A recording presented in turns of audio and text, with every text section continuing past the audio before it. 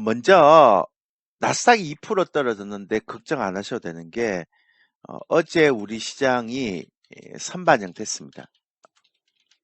그래서 어제 나스닥이 최근에 올라갈 때 우리 시장이 좀 미리 선반영돼서 이제 못 올라갔던 부분이 있기 때문에 그렇게 크게 떨어지진 않을 것 같고요. 근데 오늘 되게 중요한 제가 그 자료를 많이 준비했기 때문에 좀 보시면 돼요.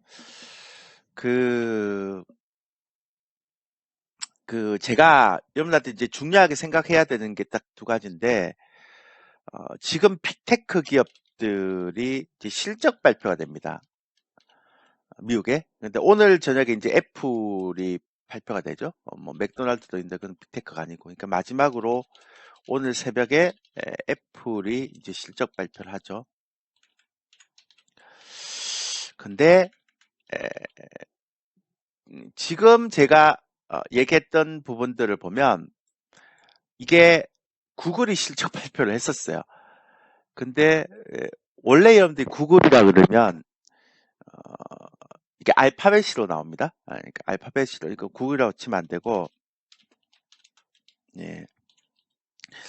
그러니까 알파벳 A라고 나오는데 이게 미국의 그 주식 우리처럼 종목명을 찾으면 알파벳 A라고 나오죠. 이제 구글인데 이게 어제 발표가 됐는데 이게 EPS가 1.06이 나왔어요. 그러니까 이게 어느 정도 수준인가 하면 그 예상치가 1.25잖아요. 그러니까 예상치를 벗어났어. 하회했어요. 그리고 매출도 예상치가 705.8억 불인데 690억 불이 나왔습니다. 그런데 매출 증가율은 뚝 떨어졌죠. 그죠? 그래서 이것도 중요한 건데 이제 구글이라는 기업은 다들 아시겠지만 유튜브 광고가 메인이에요. 근데 유튜브의 매출이 예상치가 74.2억 불이 나와야 되는데 70.7억 불이 나왔어요. 그러니까 유튜브 매출도 2% 감소됐죠. 예상은 3% 증가될 거라고 예상했는데 2% 감소했습니다. 클라우드 매출은 중요하지 않아요. 뭐 이렇게 차세대로 키우고 있긴 한데 마이크로소프트가 원체 클라우드의 강자라서 중요하진 않습니다. 그래서 전체적으로 어 그러니까 메인이라고 얘기하는 유튜브 광고가 이렇게 줄어드니까 아무래도 경기가 안 좋다고 생각하니까요. 그래서 어제 시간에서 좀 많이 떨어졌다가 새벽에 9.14%가 하락했습니다. 그래서 좀 실망스러웠죠. 그 다음에 이제 그 다음에 마이크로소프트가 실적 발표가 됐는데요. 이건 더 웃기네. 근데 마이크로소프트는 구글은 이제 유튜브 광고가 메인인데 마이크로소프트는 유튜브 광고가 메인이 아니라요. 클라우드가 메인이에요. 얘는. 그러니까 예전처럼 이렇게 여러분들 생각했지만 뭐 윈도우 팔아서 뭐 수익 내는 그런 기업이 아닙니다. 이제 클라우드가 가장 기본인데 이 클라우드가 203.6억 불 정도가 예상이 됐는데 203.3억 불 정도가 나왔어요. 그러니까 예상치보다는 조금 떨어졌죠. 매출 성장률도 36.9% 증가할 거로 예상했는데 35%밖에 안 됐어요. 근데 제가 이해가 안 되는 건 이 정도면 선방한 거 아니에요? 그러니까 많이 떨어지지는 않았잖아요. 그죠? 근데 시장에서 어떻게 반응하고 있는가 하면 마이너스 7% 떨어졌어요. 오늘 새벽에. 그러니까 구글은 제가 이해를 해요. 뭐 그럴 수 있지 뭐.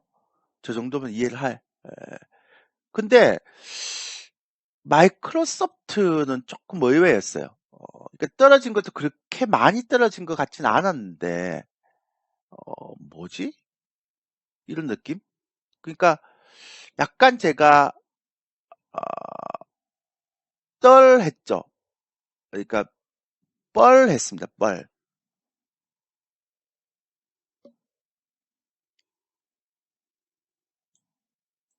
그래서 제가 아까도 언뜻 그 얘기를 드렸는데 어, 뭐지? 이런 생각을 좀 했었죠. 어,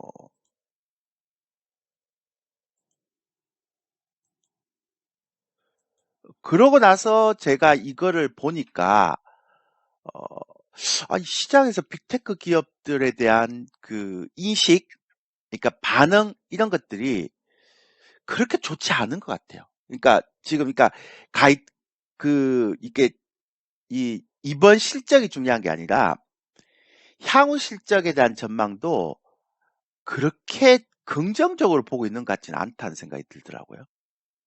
제 느낌에. 음.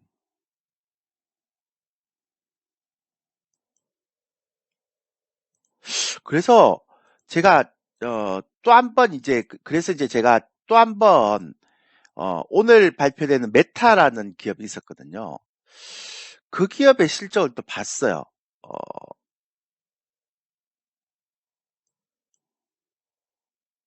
근데 오늘 기업의 메타가 실적이 났잖아요.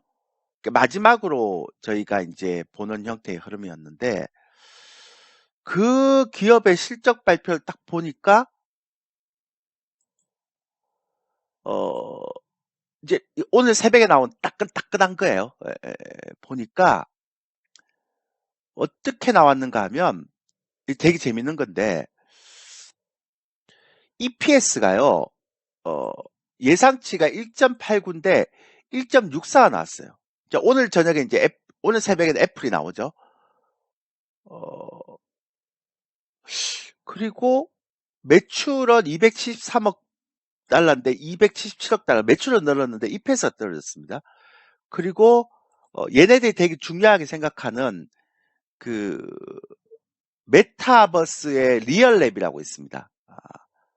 이게 새롭게 이제 키우는 거죠. 그게 작년 대비 50% 급감해 버렸어. 그리고 가이던스를 얘기하잖아요. 4분기 가이던스를 보통 얘기를 하거든요. 그 4분기는 우리는 어떻다라는 얘기를 하고 있는데 그 4분기 가이던스가 굉장히 제가 주목할 만한 게 원래는 322억 불이었는데 요게 322억 불이 상단이고 매출을 낮춰 잡았더라고요. 가이던스를. 그러니까 되게 많이 낮춰놨죠. 예. 제가 이걸 보면서 어떤 생각을 했는가 하면 그러니까 솔직하게 얘기해 드릴게요. 와, 성장주가 굉장히 힘들겠구나.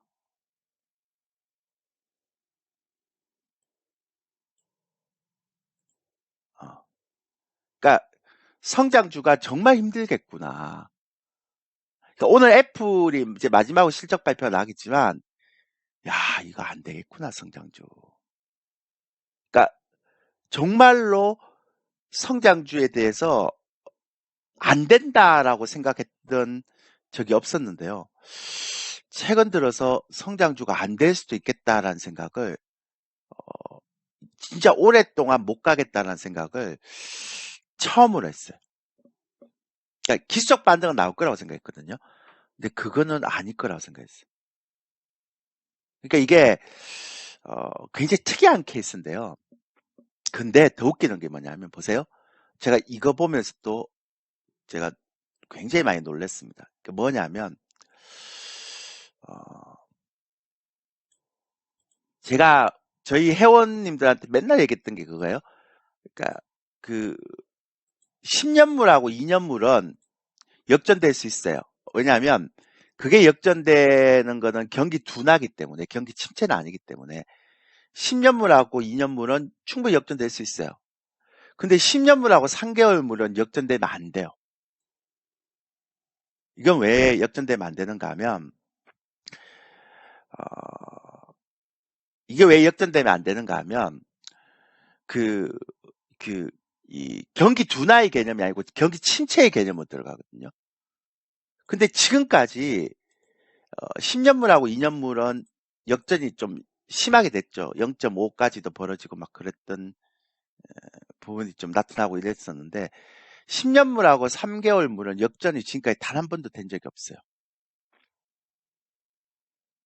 근데 이번 주 들어서 계속 역전해요. 자, 제가 왜 이 얘기를 드리는가 하면 시장의 트렌드가 자연스럽게 뭐로 변하고 있다는 얘기예요.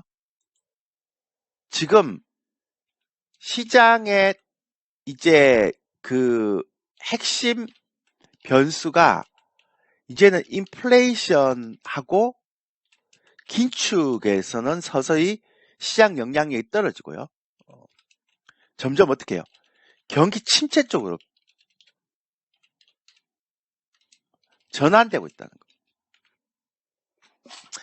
저는 이렇게 되지 않기를 바랬던 사람 중에 하나였는데 이렇게 돼버렸어요.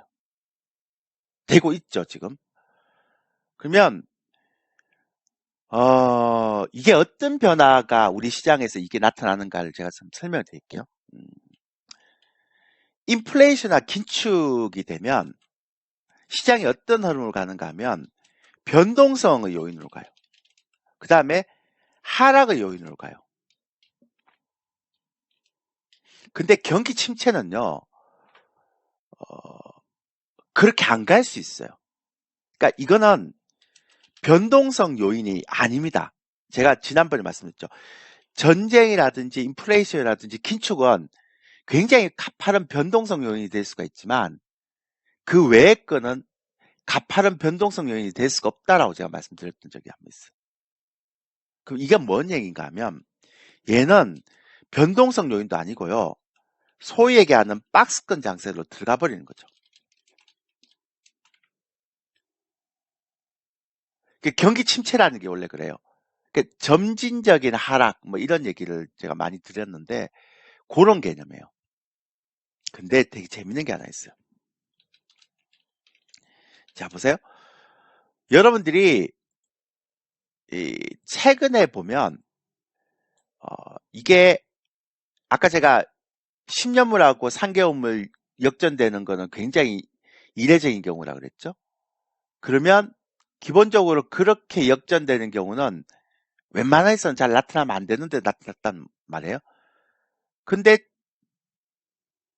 지금 이게 최근에 제가 올해 연초까지만 하더라도 미국 증시가 굉장히 고평가됐다고 그랬고 왜 위험하다 그랬잖아요. 근데 미국 증시가 우리나라는 저평가 국면에 들어갔고요. 미국 증시도 저평가 영역은 아닌데 그래도 고평가 영역은 다 벗어나 버렸죠. 이렇게. 그리고 우리나라도 저평가 영역으로 들어가 버렸잖아요. 지금.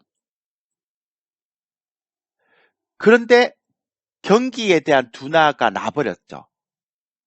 그러니까 10년물하고 3개월물까지 역전이 돼버렸잖아요. 근데다가 제가 굉장히 많이 경고했던 게 레고랜드 사태가 터지는데 그것 때문에 회사채 문제가 뻥뻥 터지니까 어떤 일이 벌어지는가 하면 기업의 단기 차입금이 굉장히 급속도로 증가되고 있어요.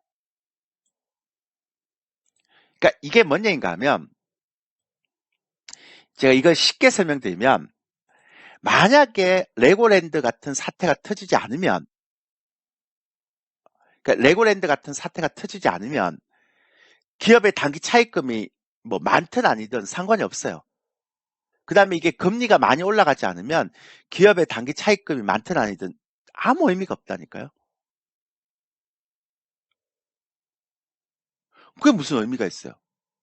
아무 의미가 없지.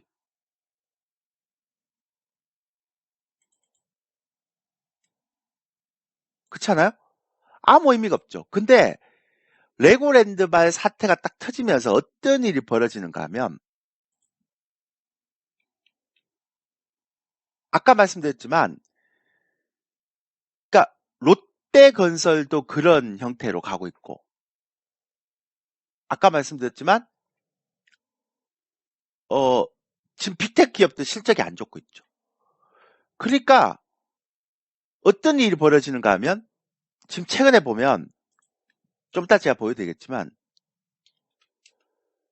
상대적으로 안전한 주식으로 외국인들의 매수가 집중되고 있습니다. 그리고 시장에서 그런 종목들만 올라가고 있는 거예요.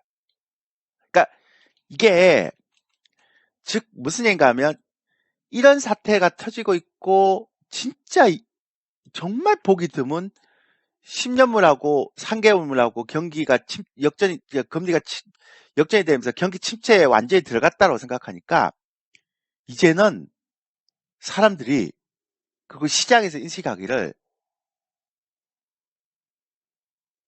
안 되는 종목을 안 사는 거예요.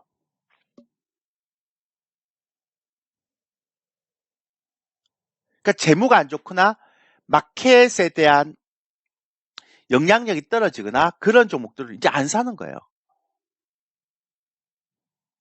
그리고 상대적으로 어떤 주식 사는가 하면, 그러니까, 미래의 그런 어떤, 그러니까 성장성만 보는 게 아니고 미래의 실적과 성장이 같이 있는 주식. 그러니까 테슬라처럼 실적은 잘 안 나오는데, 아까 좀 미국의 빅테크 기업 있죠? 실적이 잘 안 나오잖아요. 그런 기업들을 안 사는 거예요. 그 다음에 재무가 안 좋은 기업을 안 사는 거예요. 그러니까 최근에 보면 여러분들 개별주 보면 하나 느끼는 거 없어요? 제가 최근에 개별주, 이게 최근에 개별주인데요. 코스피는 안 떨어지죠. 어, 왜냐하면 시가총액 대형주를 사람들이 사니까. 근데 종목을 보면 개별주들이 좀 이상해졌어요. 보면 어떻게 이상해졌는가 하면 보세요. 어, 얘들이 올렸던 섹터잖아요. 근데 다 떨어졌어요. 그러니까 1등이 SCI 평가 정보인데 얘는 아직 살아있긴 한데 그래도 막 고점에서 못 가고 있죠. 한미글로벌 살아있긴 한데 얘가 1등주였기 때문에. 근데 원래는 유신까지도 1등주였거든요. 세계가. 근데 유신도 뭐죠? 동구RNS, 그린케미칼, 삼화알륨, 남서알륨, 지니어스, 세아특수강, 네스턴바이오, 금양, 푸른기계, 하천기계. 이게 원래 이게 1등주 계열이었어요. 근데 얘가 못 가고 있어. 다 꺾여요. 즉, 제 생각은 제가 뭐냐면, 제가 유튜브에서 얘기했는데, 이런 재무가 안 좋은 개별 기업들을 이렇게 거래량을 수반하면서 이렇게 상승시켰다가, 이러면 이제 단타가 다 붙잖아요. 붙으면 이렇게 물량을 넘기는 것 같아요.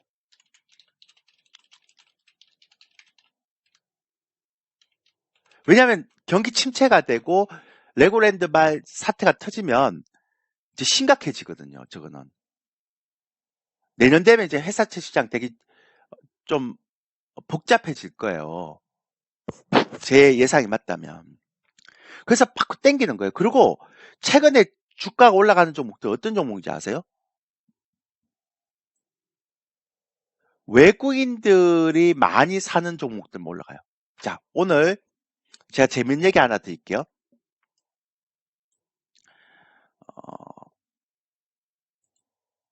그냥 제가 요 얘기를 제가 오늘 꼭 드리려고 어제 급하게 자료를 만들었어요.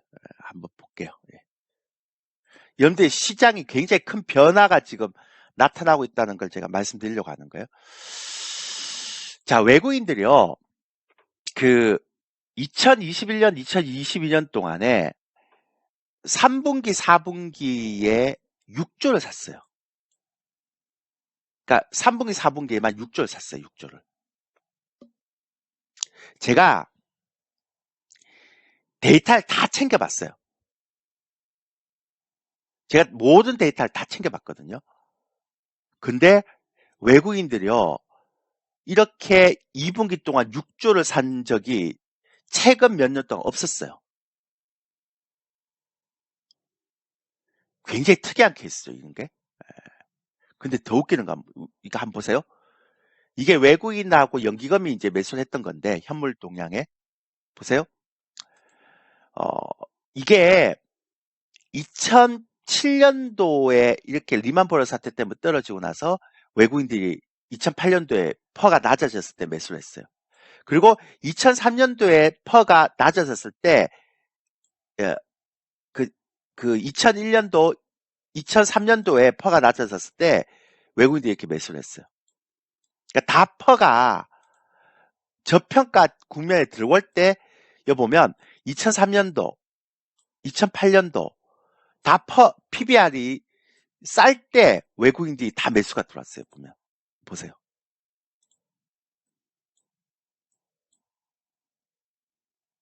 그리고 얘가 올해는 고점이었으니까 막 떨어지다가 퍼가 0.7배, 0.8배 딱 되자마자 이렇게 매도했던 걸 다시 감사요. 이렇게.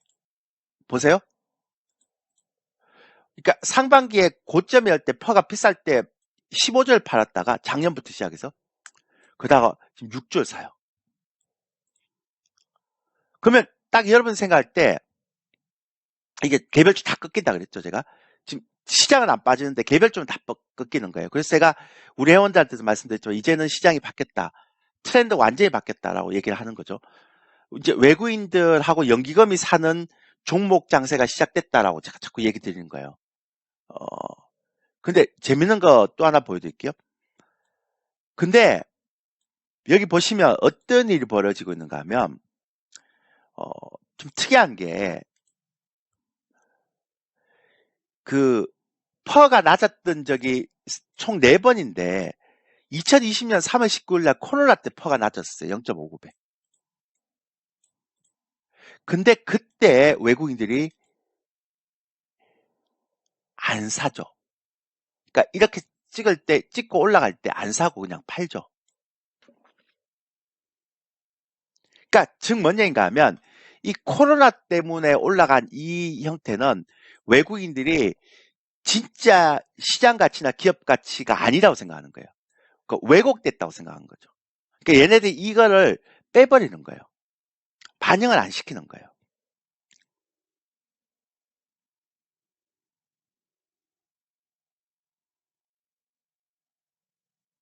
제 말 이해되시죠?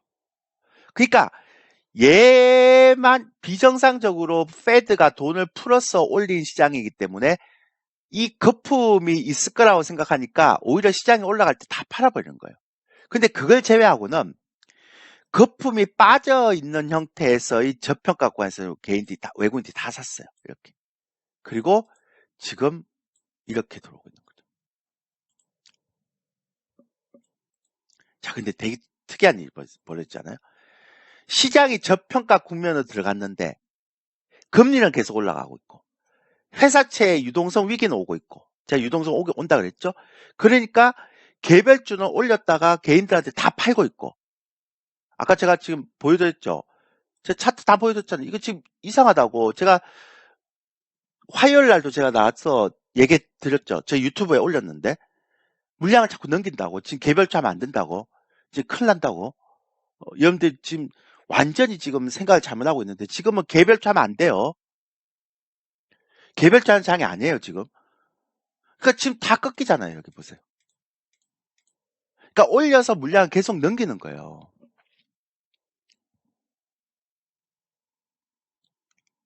근데 더 웃기는 건 제가 오늘 이 설명 드리려고 그런데 이 3분기 4분기에 6조 샀던 금액들 어떤 걸 샀는가를 보니까 제가 데이터를 만들었죠. 보니까 외국인들 한번 보세요.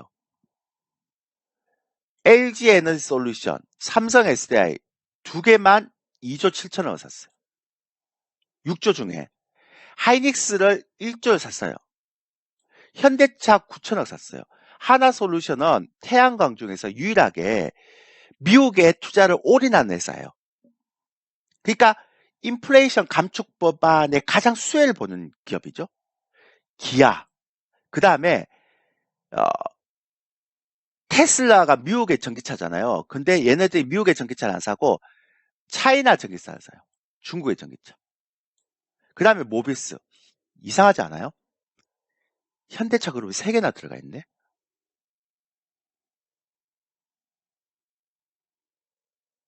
나중에 설명드리겠고 실적 좋아요. KTNG. 자, 셀트리온은 내년에 블록버스터 신약 2개가 특허 만료가 됩니다. 그러면 내년에 바이오시밀러는 정말 좋죠? 현대미포조선 유일하게 조선주 중에 1등주죠. 포스코케미칼 뭐 제가 얘기 안 해도 다 알죠? LG화학 가장 저평가된 지주사 삼성물산하고 더불어 그러니까 삼성물산하고 LG화학은 가장 저평가된 그 지주사예요. 지금 시장에서 사고 있는 종목들 이런 종목이에요. 코스닥에 사는 종목들은 조금 달라요. 그 제가 나중에 설명드리겠게요. 이거는 바이오가 좀 많죠. 근데 그 나중에 설명드리고, 자, 연기금 어떤 걸 사느냐? 자, LG 에너지 솔루션을 그 외국인하고 기관이 동시에 사요.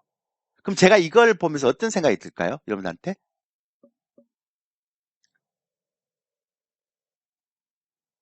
아, 얘네들이 성장 가치는 되는데 실적이 올라오지 않은 종목도 손을 안 대는구나.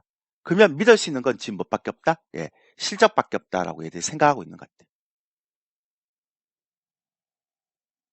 그러니까 실적이 되는 성장주 말고는 없다. 개별주 다 죽이잖아요. 자, 아까 셀트론 외국인들 들어가죠. 하나솔루션 들어가죠. 포스코 케미칼 들어가죠.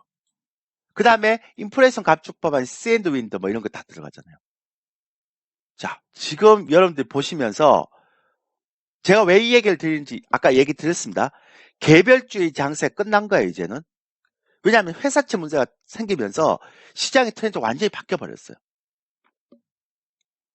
그리고 이런 것도 없다고 했잖아요. 그래서 제가 어제 우리 회원들한테 어떻게 말씀을 드렸는가 하면, 그러니까 어제 문자를 보내고 저희가 어제부터 주식을 사기 시작했어요.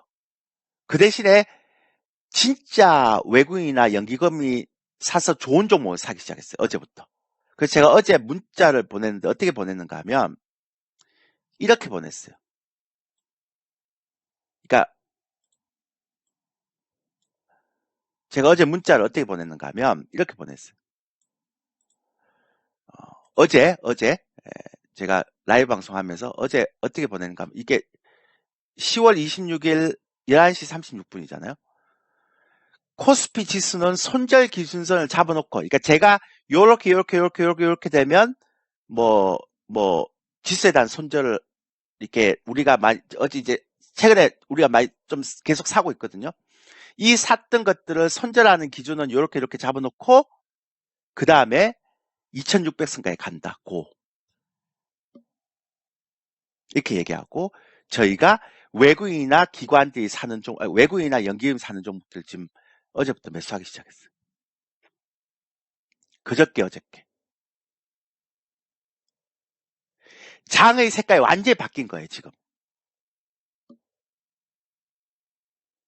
그래서 제가 오늘 시장을 제가 이제 앞으로 시장은 어떻게 되는가 하면 외국인과 연기금의 매수 종목이 지수를 올리는 시장 이렇게. 왜냐하면 시가총이 다 높으니까. 즉 쉽게 얘기해서 이제 바뀌었어요. 패가. 그러니까 이 패가 바뀌었다는 게 뭐냐면 트렌드가 바뀌었어요. 바로 가진 않겠지만 트렌드가 바뀌었죠.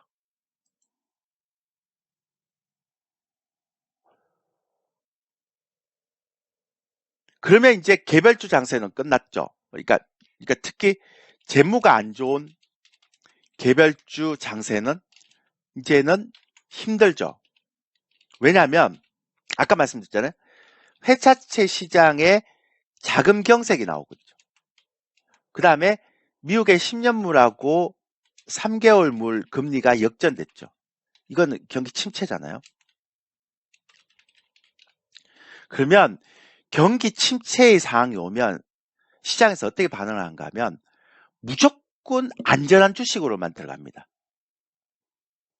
그러니까 시장 지배력이 센 종목이나 안전한 종목으로만 들어가죠. 그래서 제가 지난번 라이브 방송할 때 뭐라고 말씀드리는가 하면 앞으로는 미래형 저평가 주식을 사야 된다. 저퍼주 사야 된다. 장세가 온다. 라고 했고요. 그 다음에 두 번째 있죠. 한국형 니프티 30 장세가 온다고 했죠. 그러니까 30종목만 땡기는 장세가 온다고 그랬죠. 제가 지난번 여러분들한테 안 되는 거 빨리 보여라 그랬잖아요.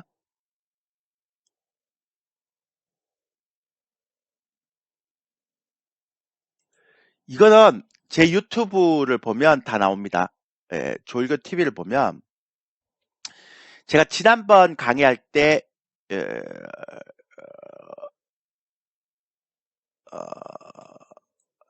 예, 그거 지금 와우넷 담당자님이, 어, 와우넷 담당자님이 이렇게 처리를 해드릴 겁니다. 지금 보시고. 예. 그래서 지난번에 제가 요때 얘기했죠. 이때 라이브 방송을 하면서 요때요. 제가 접어주를 얘기한다 그랬잖아요. 앞으로는 이제 외국인 기관들이 사는 접어주 시대가 온 거고 개별주는 빨리 바꾸라고 제가 방송 출연에서도 엄청나게 많은 얘기를 했어요. 한 달 내내 얘기를 했을 거예요. 그러니까 이젠 접어주 시대가 온 거예요. 완벽하게. 그러니까 외국인과 기관이 사는 그 종목의 시대가 온 거죠. 외국인과 연기업, 기관은 돈이 없고. 그러니까 시장이 판이 바뀌어 버렸어요. 여러분들 생각에. 그러면 얘는 시가총액 상위 종목이잖아요. 시가총액 상위 종목이기 때문에 시가총액 상위 종목이기 때문에 시장이 안 떨어지죠.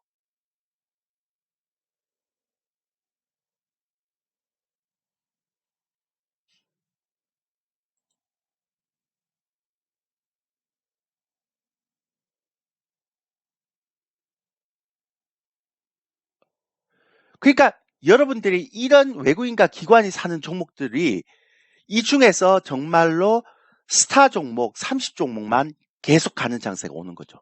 그리고 제가 생각하는 이게 지수가 더 이상 못 가는 그런 형태의 흐름들이 있다라고 얘기하면 그 라인 될 때까지는 2600선까지 볼 생각을 하고 있는 거죠. 어차피 내년 1분기에 좀 위험하니까. 그죠? 어.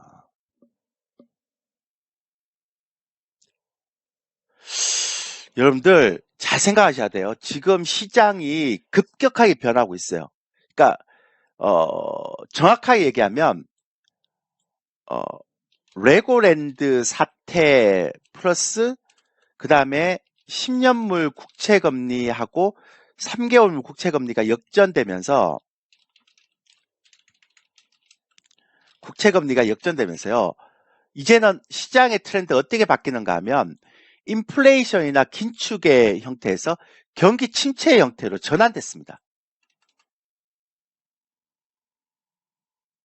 완전히 시장이 바뀌어버린 거예요. 제가 어제 해외 증시의 실적 발표를 딱 보면서 어떤 생각이 나는가 하면 진짜 힘들겠구나. 이제 진짜 경기 침체가 본격화됐구나. 이거 경기 침체가 본격화되는 거구나. 제가 이 빅테크 기업 아니라도 다른 기업들도 다 체크를 하고 있는데요.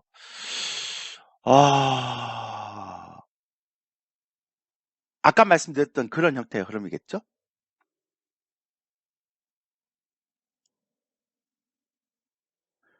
판이 바뀐 거예요. 제가 계속 말씀드렸지만. 그래서 여러분들한테 어차피 내년 상반기가 저는 내년 상반기가 지수는 끝이라고 생각하거든요. 바닥이라고 생각하고 있고. 그러면 결과적으로 보면 정말 싸고 저평가된 실적이 좋은 그 다음에 재무가 튼튼한 기업들, 이런 기업들이 아마 제 생각이 맞다면 내년 연말까지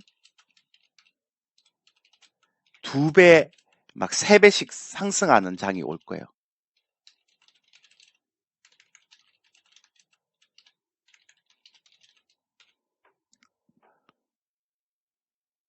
그러니까 지수는 딱 박스권에 잡아놓고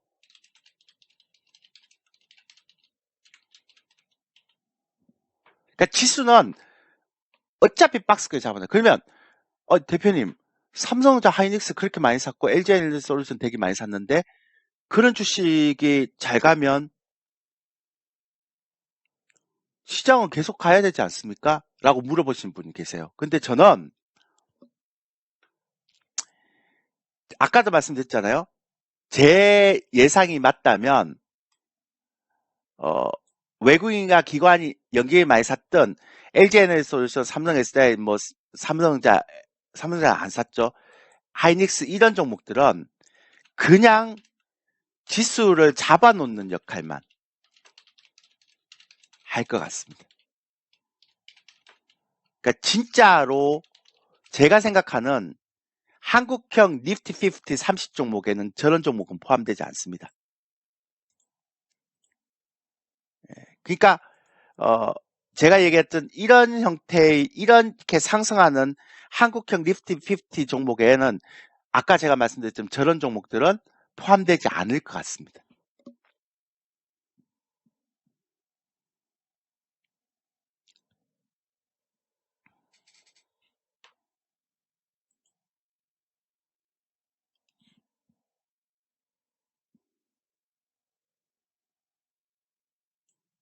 제 예상이 맞다면. 예.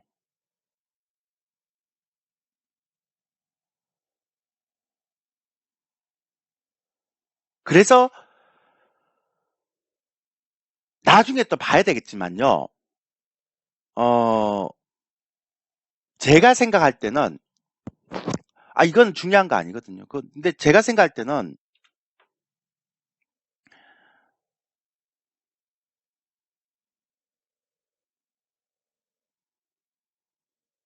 시장의 그러니까 옐로칩을 그러니까 옐로칩을 공략하시는 게 좋습니다. 외국인이나 연기금이 매집한.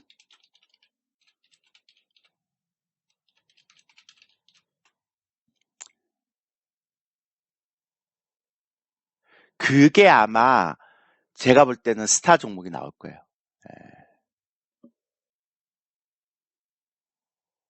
이게 굉장히 지대한 움직임을 보일 텐데, 앞으로 이제 굉장히 지대한 움직임을 보일 텐데, 그러니까 계속 올라갔다 떨어졌다 하잖아요.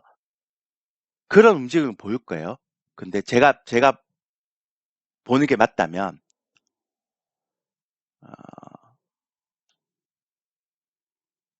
제가 보는 게 맞다면 지대한 움직임을 보일 텐데,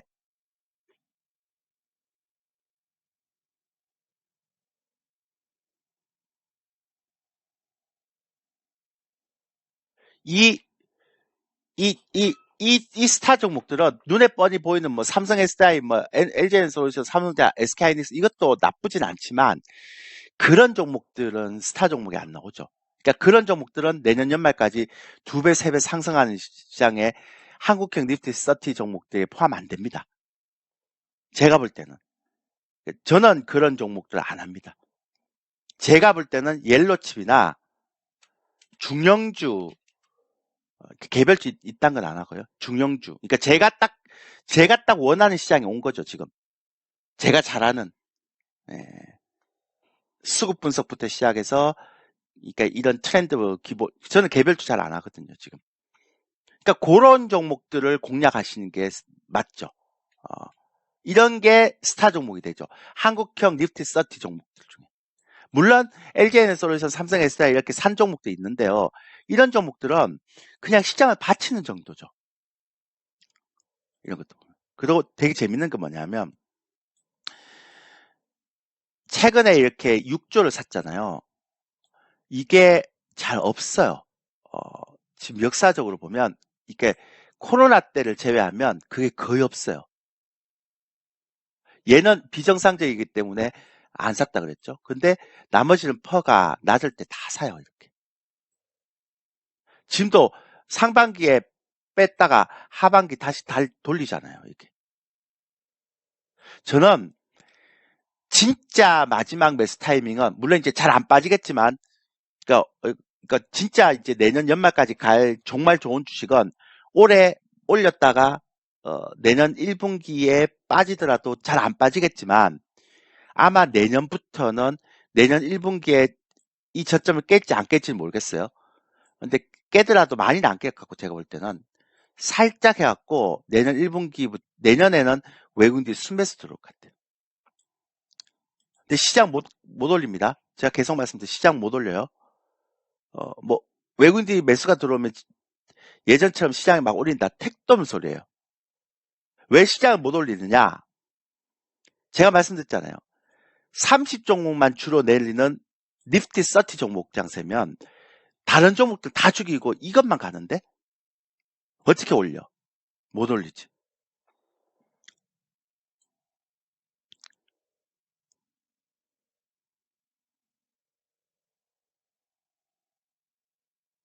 그래서 시장은 박스권 딱 묶어놓고 제가 볼 때는 박스권 딱 묶어놓고 이제 본격적으로 종목만 땡기는 장세가 될 것 같다는 생각이 드는 거죠.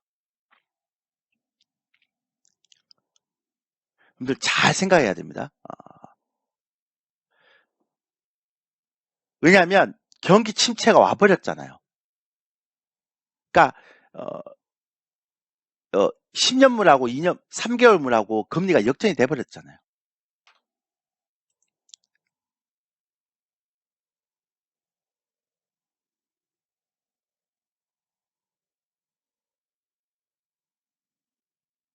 그러니까 그게 역전이 안 됐으면 모르는데 그게 역전이 돼버렸잖아요.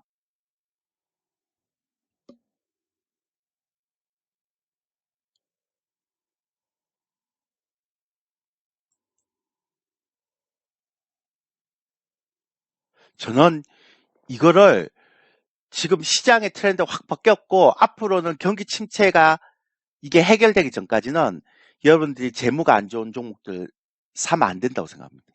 아까 제가 보여드렸잖아요. 무서운 시장이 오는 거죠. 이 보세요.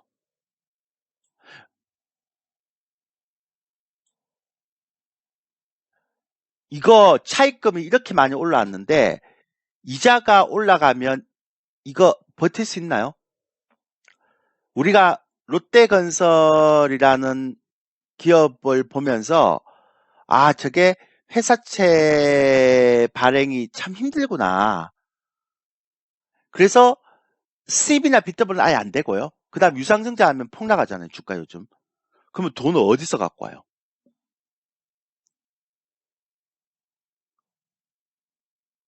기업들이 돈을 어디서 갖고 오냐고요.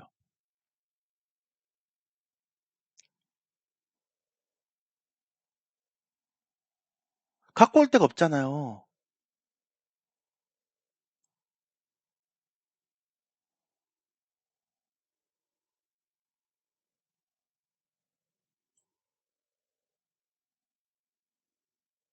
그러면 결과적으로 보면 개별주, 재무가 안 좋은 종목 이런 종목들은 조심해야 되죠.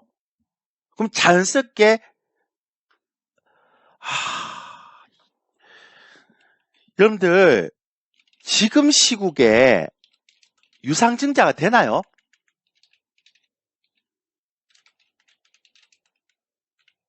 여러분들 개별주도 유상증자 하려고 그러면 여러분들 참가하시겠어요?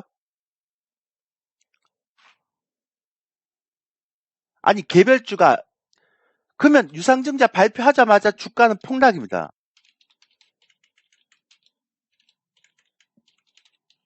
그리고 CBBW는 얘네들은 근본적으로 지금 안 되는 거 알죠? 원래도 많이 쌓여져 있는데다가 더 많이 쌓일 때 안 되는 거 알죠? 이건 뭐 제가 또 따로 얘기 안 하더라도 뭐 다 알 수 있을 거고요. 그러면 회사채 발행이 힘들잖아요. 왜냐하면 지금 롯데건설 사태 나오면서 봤잖아요. 롯데건설은 그나마 모회사가 있었어. 그래서 그 비상장회사니까 주주들이 참여해서 유상증자 했죠. 그 다음에 롯데케미칼 5천억 자원 지원했잖아요. 그러니까 그나마 모회사가 있어서 그나마 들어가는 거지. 만약 모회사가 없는 그런 믿을 만한 데가 없는 기업들 같으면 어떻게 하시겠어요?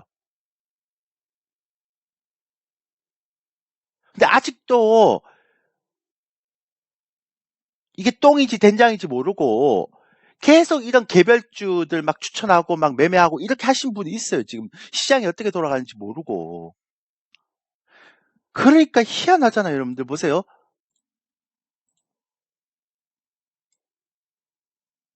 이렇게 외국인들이 많이 샀는데 작년 코스닥 좀 같이 사줬어요. 근데 올해는 보세요. 코스닥 삽니까? 안 사잖아요.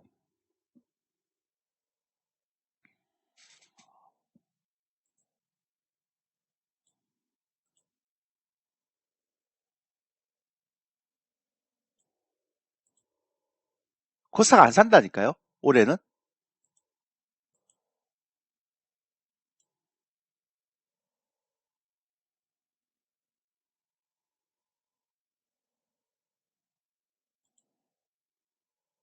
굉장히 특이한 일이 벌어지고 있어요. 그래서 제가 지금 생각하는 건 뭐냐면, 야, 그러니까 내년 1분기가 저는 가장 위험하다고 생각하는데,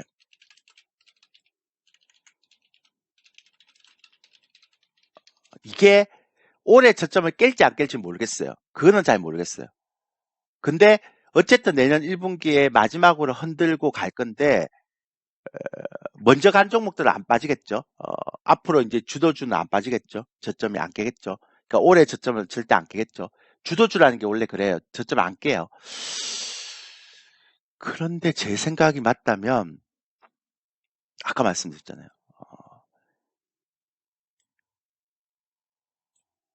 내년 연말까지 두세 배 상승한 시장이 올 겁니다. 요게 중량주단에서 올 건데요. 제가 제가 다음번 특강에서 이거 종목들 다 얘기해 드리겠죠. 근데 이유에 대해서 다 설명 드리는데 보세요. 이렇게 경기 침체가 오면 후발업체들 다 도산됩니다. 그 다음에 시장 MS 다 떨어지죠. 그러면 내가 그 시장 지배력이 있는 종목들은 기업들은 그냥 시간이 지나면 그냥 가만히 앉아서 그냥 다른 그 후발업체는 다 죽으니까 독점을 하게 돼. 그러니까 내가 독점을 하고 싶어서 하는 게 아니라 맡길 데가 없으니까 내가 당연히 내한테 오는 거예요. 다 죽어버렸으니까. 이런 기업들 찾아야 된다고요. 여러분들 지금 얘기하는 건 이런 기업들 찾아야 된다고. 앞으로 경기 침체가 왔을 때 후발업체들이 다 죽으면 독점할 수 있는 기업이 어떤 게 있는가를 찾아야 된다고요. 그게 넘버원이거든요.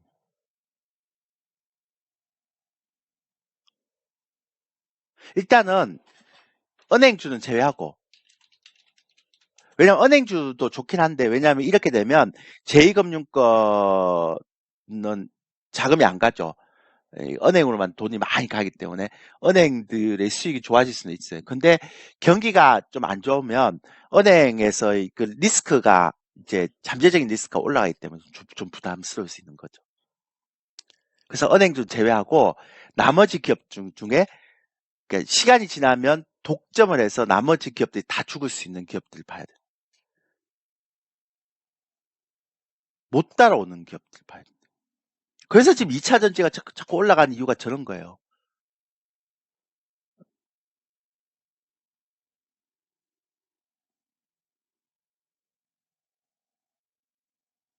그리고 중소형주 단에서 저런 기업들이 있단 말이에요. 소형주는 없고요. 그러니까 옐로칩이나 중형주 단에서. 왜냐하면 삼성전자나 하이닉스는 한계가 있거든요. 왜냐하면 어제도 하이닉스 실적 나온 거 봤지만 어닝 쇼크잖아요. 그 LG 솔루션도 한계가 있단 말이에요.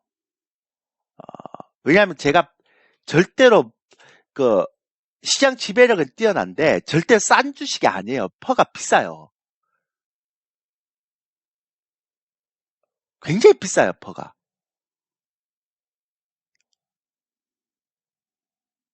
그러니까 이렇게 경기가 안 좋다고 생각하니까 이 사람들이 저주식에 대한 부분들에 대한 것들을 몰리는 거지.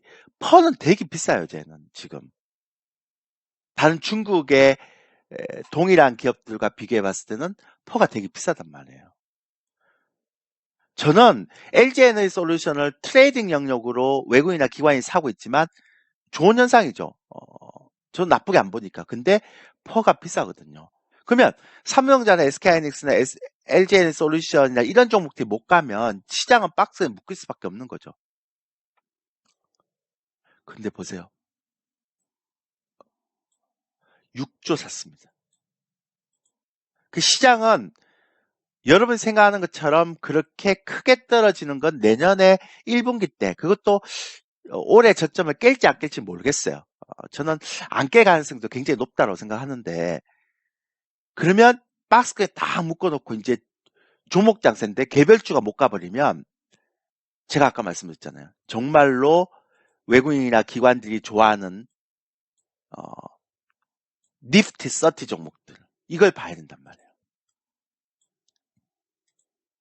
이건 딱 제 전공이죠. 제가 잘하는 분야죠. 외국인 연기금 수급 딱 보고 기업 분석 딱 해서 보는 거는. 그러니까 빨리, 제가 방송 나왔을 때 얘기했지만 빨리 바꿔야 돼요. 제가 지난번 무방위 때도 얘기했잖아요. 빨리 바꾸시라고. 저희는 주식 비중이 예전에도 없었지만 이번에 그나마 있는 것도 안 되는 거 싹 바꿨고요. 좋은 종목 다 채웠어요. 지금 다 채워가고 있어요. 외국인 연기금이 사는 옐로칩 중용주로 쫙 바꿔가고 있어요. 지금.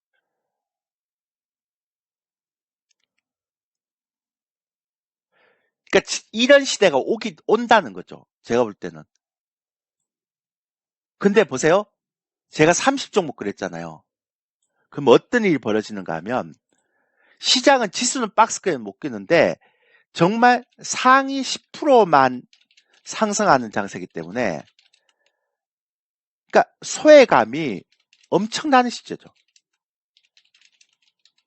이 상위 30%에 포함되는 종목들 갖고 있지 않으면 그냥 소외감이 엄청나게 벌어지는 기업이죠.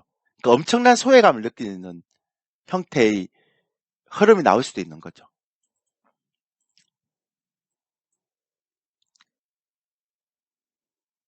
저는 뭐 소위 얘기해서 무시무시한 시장이 온다고 봅니다. 앞으로.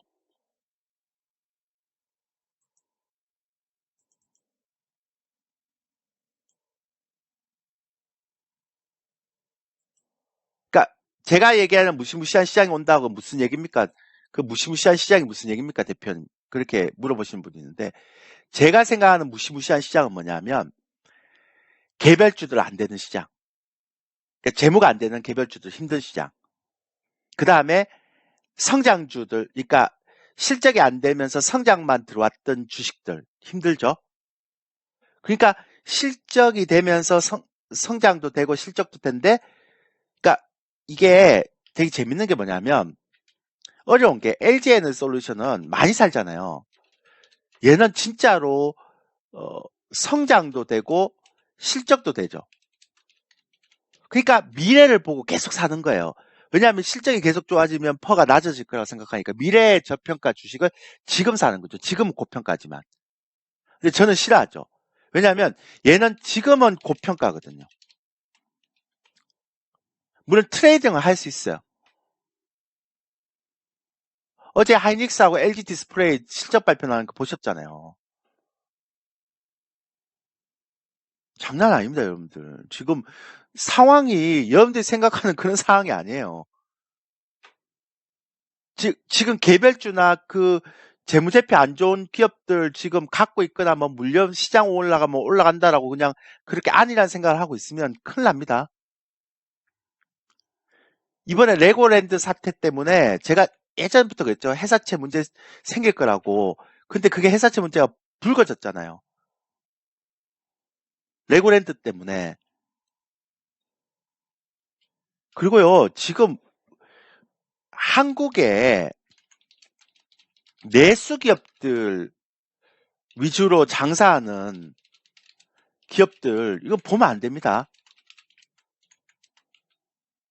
왜 보면 안 되는가 하면 지금 가계부채가 세계 1위입니다. 1위.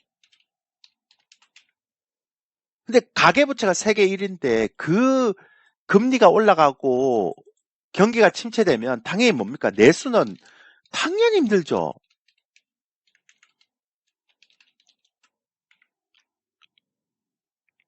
그러니까 그래서 건설주 이게 그러니까 주택 사업하는 건설주들이 힘든 거예요. 내수가 죽어버리니까.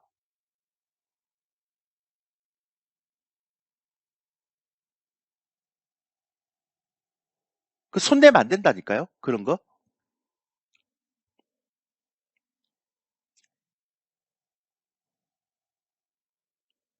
저희가 저희가 이번 주에 제가 그랬거든요. 이번 주에 혹시라도実선물 매도를 하거나 인버스 매수를 하신 분들은 다 팔아라, 청산해라. 제가 아까 얘기 드렸잖아요. 제가 어제 뭐라고 얘기했는가 하면 코스피 지수는 손절 기준선 잡아놓고 2600선까지 간다. 그 대신에 종목은 외국인이나 연기금이 사는 종목들 중에 스타 종목들, 앞으로 스타가 될 수 있는 종목들 산다. 이렇게 하고 사놨어요. 지금. 시장 하락한다고 생각하면 여러분들 돈 못 법니다. 이장은. 그렇다고 해서 종목 이상한 거 사면 돈 못 법니다.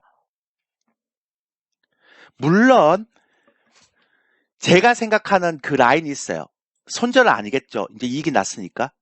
근데 내가 생각하는 그 라인에 2400, 2600까지 못 갈 수도 있고요. 2300, 400에서 고점 맞을 수도 있어요. 근데 제가 생각하는 기준이 있어요. 그 기준상으로 그 기준에 벗어나면 무조건 다 매도예요. 우리는 앞으로는 우리 회원들한테 그랬어요. 시장에 대해서 미련 가질 필요 없다고. 내가 생각했던 조건이 아니면 2600이 아니라 2300, 2400에 또 날린다. 근데 내가 생각했던 기준이 되면 계속 간다. 단 연기금하고 외국인이 사는 종목만 간다는 거예요. 왜 그런가 하면 제가 말씀드렸잖아요. 처음이에요. 그러니까 이때는 PBR이 아무리 낮아도 비정상적이니까 무시하고 PBR 이 구간에서 들어왔던 외국인이나 연기금은 항상 일정했어요. 그러니까 이거는 비정상적인 거고 코로나 때문에 왔던 거는 비정상적인 거니까 무시하고 그 다음에 나머지는 다 일반적으로 이 구간에서 외국인들이 다 들어왔단 말이에요. 근데 이번에도 들어오네요. 6조가. 근데 문제는 코스닥 안 사요. 그러니까 딱 타겟으로 저 주식만 딱 사는 거예요.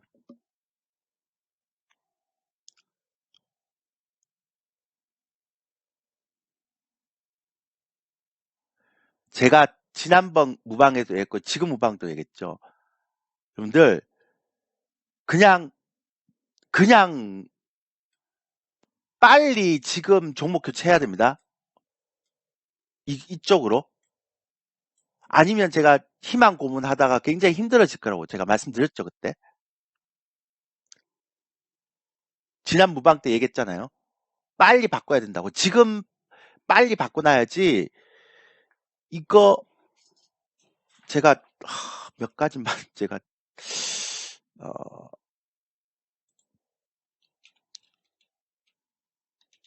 삼성물산이라고 있어요. 이게 진짜 싼 저평가된 이게 그거든요. 이거 보면 이 재물을 보면요.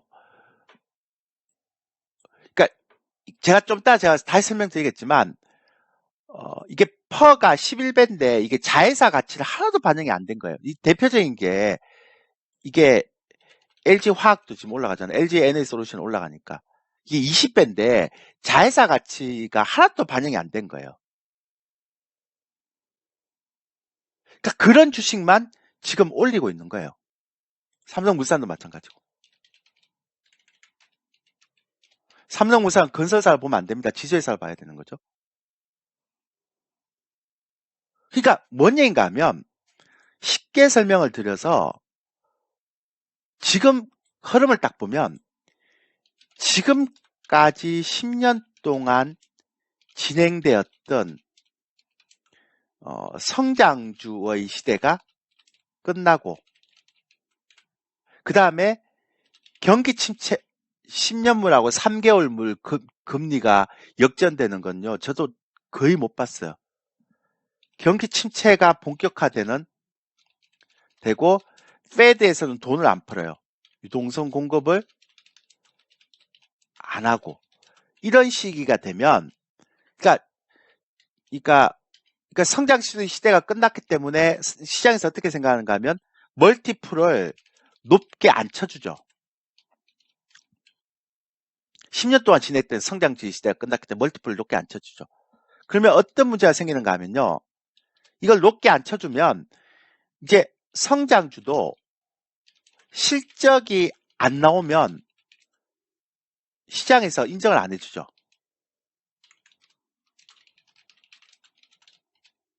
네.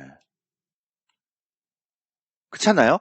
그리고 경기 침체가 본격화되고 페드가 유동성을 안 해주니까 회사채 시장에서 자금 경색이 생기죠. 그러면 보세요. 고평가된 주가가 많이 떨어져도 고평가된 왜냐하면 실적이 안 나오면 계속 떨어졌으니까 못 올라가니까 고평가된 성장주 안 되죠. 그리고 회사채에서 자금 경색이 생기면 재무가 안 좋은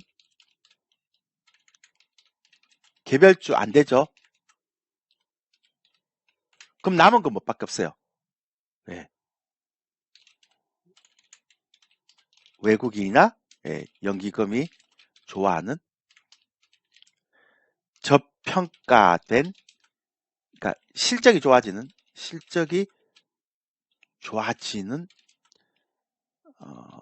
잠깐만 기다리세요. 좋아지는 저평가된 종목들만 상승하는 장세가 됩니다. 이걸 외국인과 연기금 정확하게 뚫고 있기 때문에 여러분들 시장에 막 개별주 막 올라가고 그럴 때 걔들은 다 사잖아요. 이렇게 3분기 4분기 다 매집해 놓죠.